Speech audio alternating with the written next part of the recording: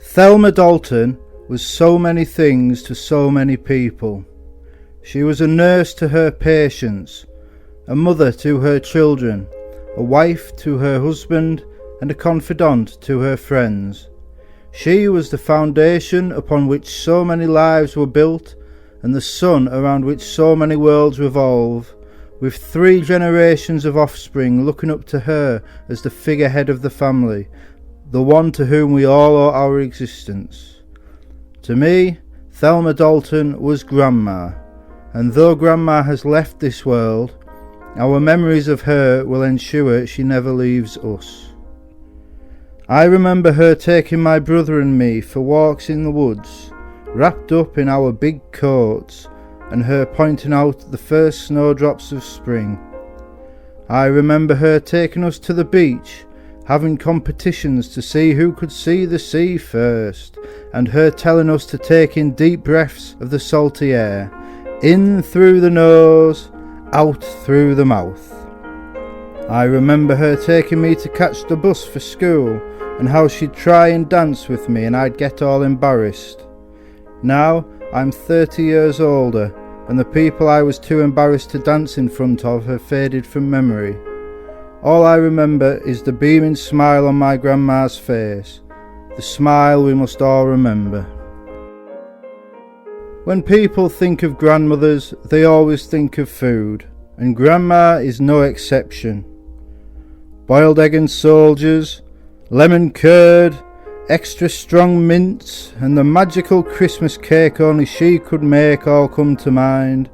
Yet, the main food I'll always associate with Grandma is something so very simple, and that is bread and butter, or, more specifically, toast and lurpak. We'd go round to her house, and the first thing she'd do would be put her special bread in the toaster, put the butter dish on the table and get the side plates out. Then the toast rack would be filled, and while the next batch toasted, we'd all tuck in. She used to do this thing where she'd hold a toast up, get her knife and cut into her slice lengthways from the end, then butter the inside of the slice of toast. I've never known anyone do that before, but then in my 37 years, I've never known anyone quite like Grandma. There were times we'd go through a whole loaf of bread or more before we'd go out for dinner, and wherever we went, it was never quite as good as toast at Grandma's.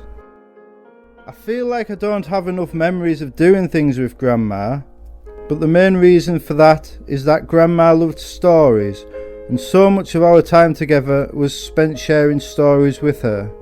I think nothing really made Grandma happier than hearing the stories of our lives, celebrating our achievements and successes and commiserating with our heartbreaks and disappointments.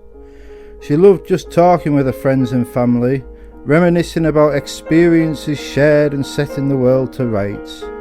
When you gave her a ring, you could hear the joy in her voice when she heard yours, and she could get settled into her phone chair for a good conversation, as long as you weren't interrupting the soaps. My favourite memory of Grandma will always be from when I was a child, all tucked up in the big double bed in the spare bedroom, the one with the comfiest pillows you could imagine, and listening to her tell the stories she'd created to lull us to sleep. The best stories were the ones of how Roland Rat and his pals would save the Metro Centre from disaster before vanishing through the big mirrored doors up to the roof and flying off in a helicopter, leaving the humans inside unaware there was ever any danger at all. Now, Grandma has passed into the stories of legend herself, and all we have to keep her alive are our memories, shared with each other in a way that Grandma would have loved most of all. When my granddad died, I thought Grandma would follow him. She gave us 20 more years. When she was taken into hospital, the doctors told us it was her last day. She gave us another 10. She gave, and she gave, and she gave some more. She never stopped giving, because to her, loving someone was giving them whatever you could, and she gave us everything. When we needed an ear, she was there to listen. When we scraped our knees, she was there with the Dettol. When we felt lost or unsafe in the world, she was our sanctuary. Her house was our home. Her heart was our strength. Her love was our light. On the 3rd of February, we woke up into a world that has never existed for us before.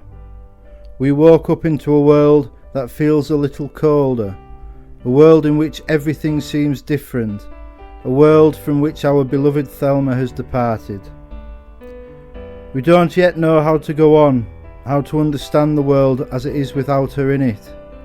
In time we will find a way, because of the lessons she imparted unto us. The lessons about loving each other, helping each other, and being there for each other. She made David wait for 20 years so she could show us how to react to the loss of someone so monumental, to learn to live again, to laugh again, and to find joy again. Now, Thelma has been reunited with David, and we must put those lessons into practice. Though our lives feel diminished by her absence, we are the blessed, for it is us who knew her, and it is us who were loved by her. And though she is gone, her presence will always remain. When I smell the lurpak melting on my toast, my grandma will be with me. When the snowdrops break through the soil, signaling the resurrection of life in the first days of spring, my grandma will be with me. When I look at my brother, my nieces, my cousins, aunties, and my mother, my grandma will be with me. For as long as her name is spoken, Thelma Dalton will be with us. Her love will guide us, and her life will inspire us.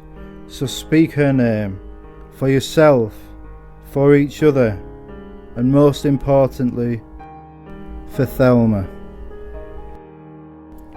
I will finish by reading a poem by Maya Angelou called When Great Trees Fall. I hope it brings you as much solace as it does me. When great trees fall, rocks on distant hills shudder.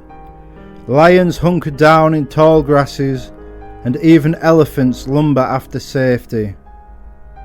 When great trees fall in forests, small things recoil into silence, their senses eroded beyond fear. When great souls die, the air around us becomes light, rare, sterile. We breathe briefly. Our eyes, briefly, see with a hurtful clarity. Our memory, suddenly sharpened, examines, gnaws on kind words unsaid, promised walks never taken. Great souls die in our reality, bound to them takes leave of us. Our souls, dependent upon their nurture, now shrink, wizened. Our minds, formed and informed by their radiance, fall away. We are not so much maddened as reduced to the unutterable ignorance of dark, cold caves.